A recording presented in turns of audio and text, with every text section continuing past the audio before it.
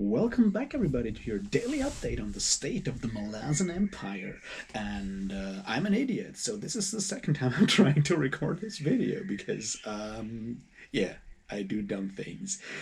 Anyway, we're here to talk about Book 3 of the Crippled God, and tomorrow we'll talk about Book 4 of the Crippled God. So, let's do this. Cheers.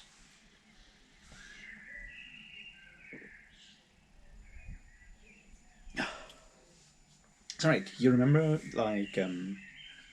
yesterday we spoke about Book 2 and how it is like the last drawing of deep drawing of indrawing of breath before like the final conflict starts. All the allies finally meet, and new allies show up and so forth, and then we go from there. That's true. And today is what happens now, because today is like we actually reach the limit of conflict in Book 3. There's no battle joint yet, but first breaks appear and so forth. And before we go into that, there's one thing I kind of forgot to talk about yesterday, because I already said I'm an idiot.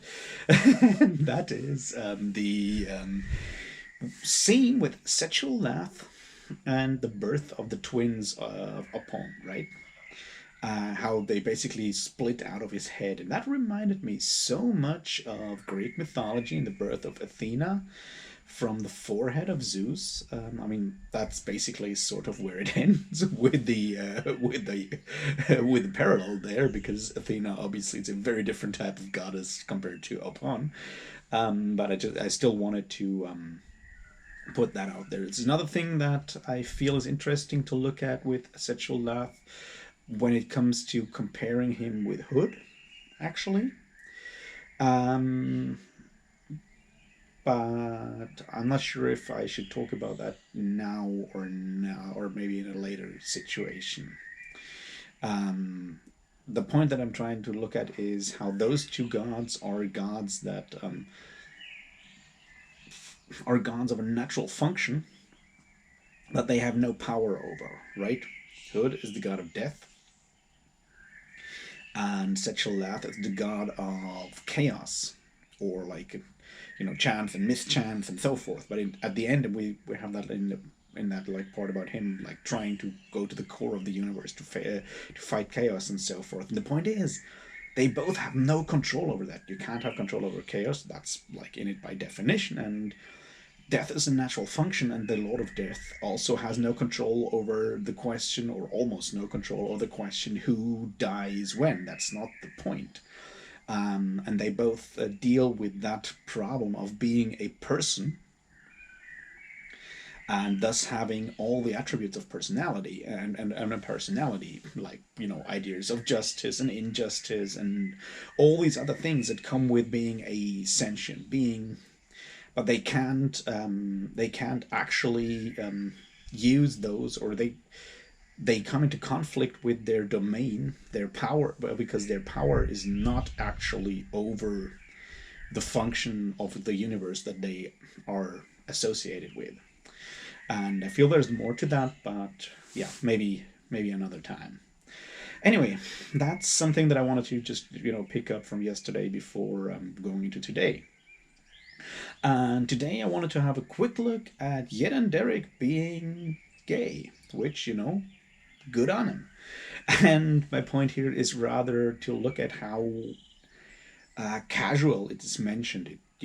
They have a discussion, Withal and Yed and Derek have a discussion on the issues of marriage, and that's just like when Yed and Derek mentions that he's not interested in women. And that is totally fine. My point, however, is more the offhand way that Erickson introduces or like mentions such aspects of character. Sexuality is something that is very, very natural and normalized within the Malazan Book of the Fallen, much more than in a lot of other fantasy series. It's just it's something that is mentioned casually here. It's similar with war leader Gaul, who at least is bisexual, and that's totally fine. And it's a similar thing with when we look at things like how many female Marines and soldiers there are within the Malazan world, and that most of the time it just doesn't play any role or has no impact. Like gender and sexuality have no impact on characters' roles within that world, which is certainly a very, very good way to deal with such things, especially when you consider that most of that world building was done like 30 years ago, roughly 30 years ago, 20, 30 years ago. And the whole of fantasy literature was unfortunately still far away from that point at the time. But yeah, I just wanted to point that out. But I guess that's sort of what I wanted to look at here. What else did I want to talk about?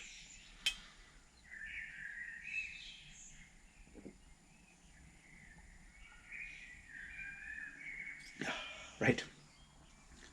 Coltain's Eternal Fall. And I really found this an interesting aspect when Silch's ruin goes to find a weapon for Rudilal and ends up at this weird eternal representation within the warrens of Coltain's Fall, with all these gods being tethered to it. And I feel what is interesting here, what is important here, is the idea that some historical events are so unique, so singular in the world, in all of the world, that they kind of burn their way through everything that happens afterwards and happens like everywhere afterwards. And Coltain's Fall obviously being one of those. And we can look at, like, human history in our world and try to think about, which kind of historical events had a similar impact on all different spheres of, like, or well, if not all, then almost all spheres of human interaction, thinking, believing up to a point, history, politics, and so forth, and are still, burning their way through our existence. There's a bunch of them I would think of that have parallels, and I feel the idea that is important here is the idea that such events exist in our history as well. That there is chance, despite everything else we talk about history repeating itself and all of these things, there are singular events, and they are human events. Mostly they're sad and terrible and cruel events that are perpetuated, that are perpetrated by human beings that like have such a singular impact on everything, on everyone, that yeah, they just have from then on outwards an impact or repercussions in all other like aspects of existence, or yeah, just remain there. And also there's and connect a lot of like powerful beings to them. I mean, you could go and read that whole thing as like, you could make an analogy to something like the Holocaust and how it impacts world history ever since. Not that I want to, draw that like direct comparison or anything. I'm just saying that what we look at here is a metaphor for what his like singular historical events can have, what kind of impact they can have on everything afterwards. That's one thing that was interesting there. The other thing is the discussion of gods. We need to talk about gods once again.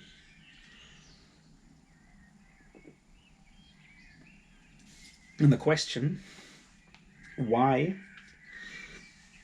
some of those gods are tethered, or at least aspects of them are tethered and connected to that fall, or are not like fully able to distance themselves.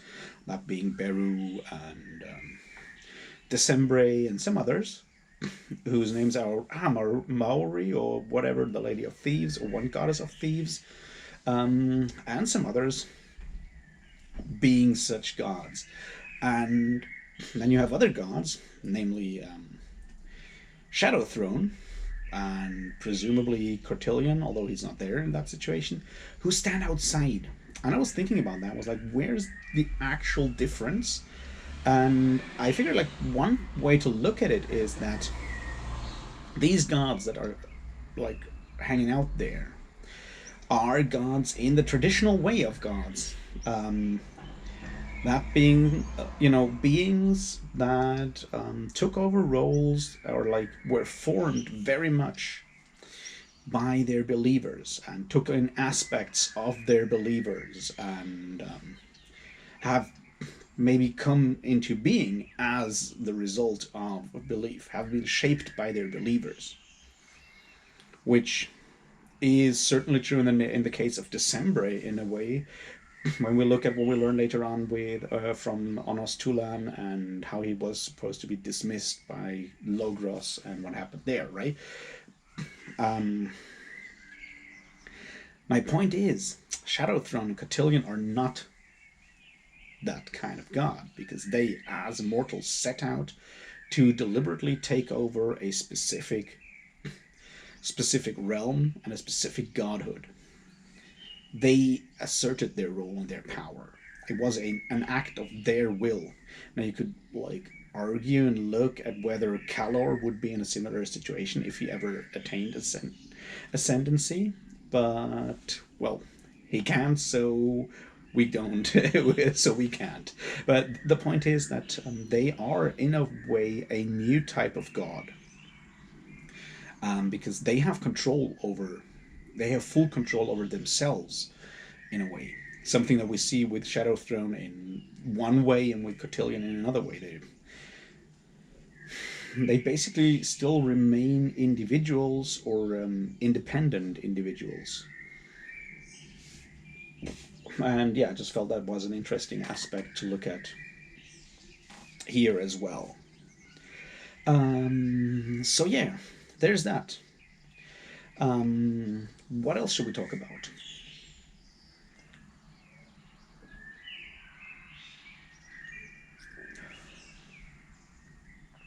Um, we need to have us a talk on that same subject about Gessler and Stormy. This is um, one of the things, like one of the scenes that hits me every time is that like discussion when Gessler and Stormy meet up with Bryce and Erenict, and then Erenic tries to explain to Bryce what is going on with them, explaining that they are on the cusp of ascendancy and are holding on by their like by the skin of their teeth to their humanity, because ascendancy means loss of humanity up to a point. It's one of those things that we see with people like Anomander Rake, who is also trying to, hold on, like denying his worshippers because he's trying to hold on to these, his humanity in his case is obviously something else. It's his tistandity. I don't know if you can say that. But you know what I mean. And yeah, the idea of humanity itself, your base humanity being a valuable, good, or like an essential part of ourselves, is something that we can, like, that I feel is incredibly important and super tragic. And the fact that they are basically trying to keep their humanity also by going through these rituals and going through these, all the squabbling and all of that. That's a very deep and important observation of human behavior, because that's exactly what we do through rituals, like social rituals, whatever they are, whether they are with brothers, sisters, like siblings, whether they are with our friends or partners. These rituals are very much about like establishing the fact that we are still the people that we were yesterday or the day before, because they bring back that feeling of normality. And very often it is the kind of like, brotherly or like sibling rivalry, sibling way of fighting in a way. And I feel it's important to understand that that humanity is itself something that is worth protecting, worth fighting for in each and every one of those people. And it might just be worth fighting for, and trying to, you know, avoid ascendancy up to a point. So yeah, that's something that I find very, very powerful every time I read it.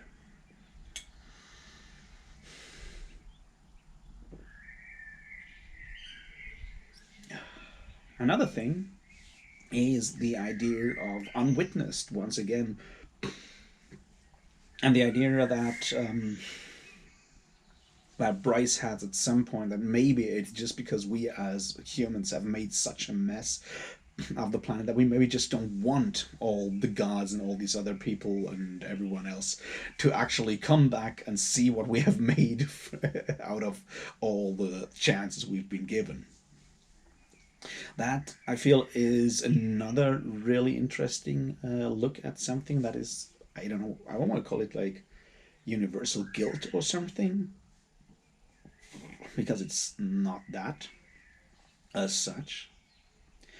Um, but the idea that we as a species haven't been very good at taking care of our future and of the planet we live on is something that I guess at least some of us have come to realize by now. And I feel it's an important aspect of the Crippled God in general. Like Dust of Dreams already, but even more in the Crippled God. It was also like one of those small scenes in at the end of book one already, when Erenict and Bryce ride into the camp of the Bone Hunters, and right through that avenue where the abattoirs are, where they slaughter all those animals to, pack the food, prepare the food for their travel over the wastelands. And they have that discussion on the ethics of killing animals to eat meat. I'm sorry, to eat meat, and all of that. The idea of this eternal, like, ongoing thing of us killing and eating animals, destroying the planet, but also on the other hand, that idea that like every previous, at least sentient species, has been the same when it comes to that, I feel is once again an ongoing thing, an ongoing debate in especially this last book of the Malazan Book of the Fallen.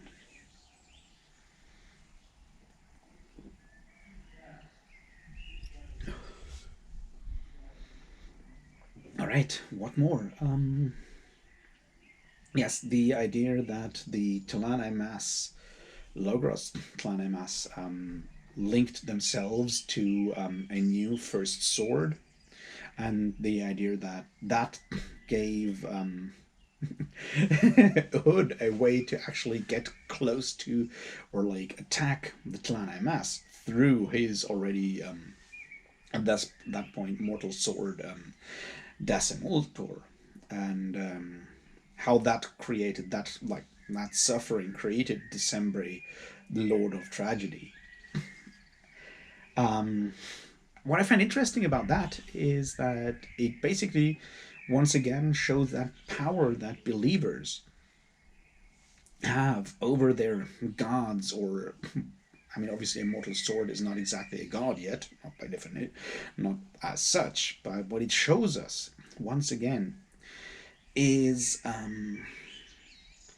that how to say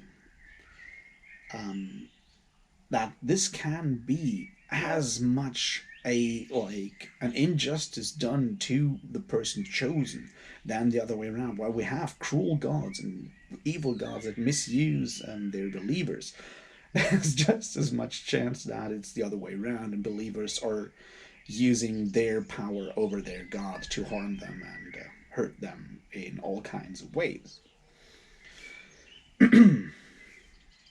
Which brings us to the last theme for today, I guess, because it's already getting dark and everything.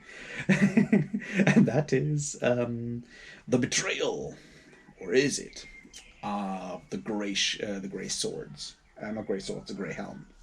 the Parish Greyhounds, Tanakalians kicking out of Krukava, taking over the Grey Sword, the Grey Shields, those bastards, the Grey dudes, the Greyhounds. I always keep confusing them. Taking them over, taking them on the side of the wolves, or what he thinks is the wish of the wolves, to then go and destroy the heart of the Crippled God and kill the Crippled God, because that's what the wolves want. And the idea of like full on revenge on all human and like sentient life.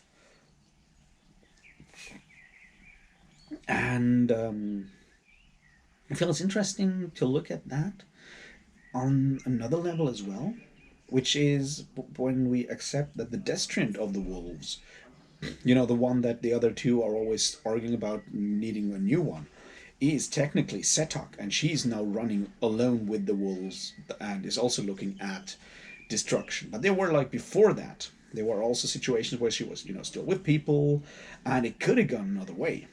And I feel it's an interesting aspect to look at how much the events happening to Setok through what's going on with Olar Ethil and all of those travelers and so forth, how much those events actually further and initiate the betrayal.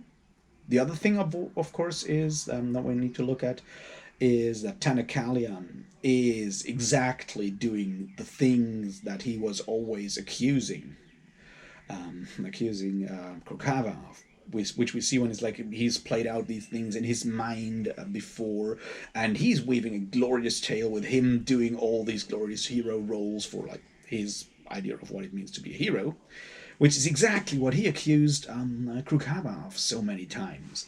So self-awareness, not exactly his strength. Now, will that be the end of the Parish Greyhound's betrayal? We will see. Now, I feel that's sort of enough for today. I might have more to say on like Krukava, Abrastel, and Spax, and the discussion of what the discussion of the adjunct in a way and leadership. But I'll do that tomorrow because I right now can't really remember what I wanted to say on that thing. All right, that's it for today.